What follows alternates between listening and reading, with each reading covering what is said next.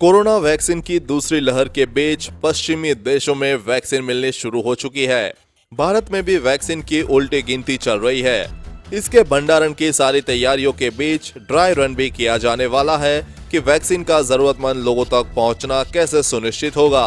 इस बीच लगातार ये खबर आ रही है कि वर्ल्ड हेल्थ ऑर्गेनाइजेशन से अप्रूवल पा चुकी लगभग सारी ही वैक्सीन 2 बार में दी जाएगी।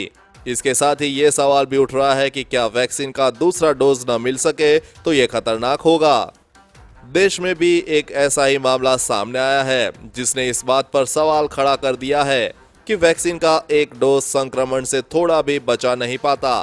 दरअसल हरियाणा के गृह मंत्री अनिल विज घरेलू वैक्सीन कोवैक्सीन के ह्यूमन ट्रायल का हिस्सा बने थे, लेकिन पहला डोज लेने के बाद वे संक्रमित हो गए। इसके बाद ही वैक्सीन पर सवाल उठने लगे। तब कोवैक्सीन बनाने वाली कंपनी भारत बायोटेक ने जवाब में बताया था कि दूसरा डोज मिलने के 14 दिनों के बाद ही वैक्सीन का असर होता है। वैक्सीन को इस तरह से बनाया गया है कि उन लोगों पर प्रभावी होती है जो इसकी 2 डोज ले।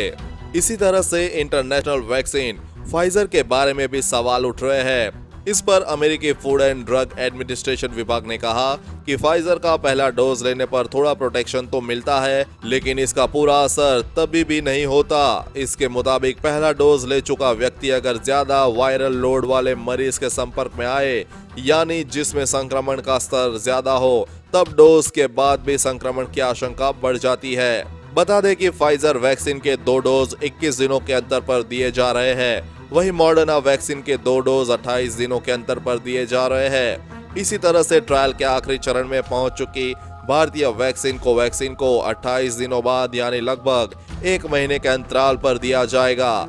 ये एक प्रक्रिया है जिसे पूरा करने पर ही पक्का होगा कि किसी ने टीकाकरण ठीक तरह से करवाया है। तो अगर हम वैक्सीन की दूसरी डोज न ले सके या लेने में समय का अंतराल ज्यादा हो जाए तो इससे क्या होगा?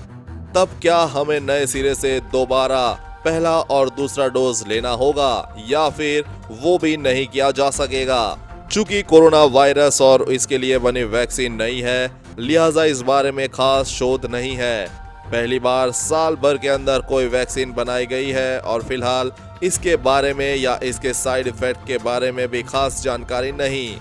इसके बाद भी विशेषज्ञों का ये मानना है कि वैक्सीन का दूसरा डोज भी डॉक्टरों के बताए समय पर ही लेना चाहिए, वरना पहले डोज का असर भी खत्म हो जाएगा। इस खबर के बारे में अपने विचार नीचे कमेंट बॉक्स में लिखकर बताएं। वीडियो को लाइक और अपने दोस्तों के साथ शेयर करना ना भूलें। साथ ही कोरोना वायरस से जुड़ी हर खबर सबसे पहले पाने के लिए चैनल को सब्सक्राइब कर लें।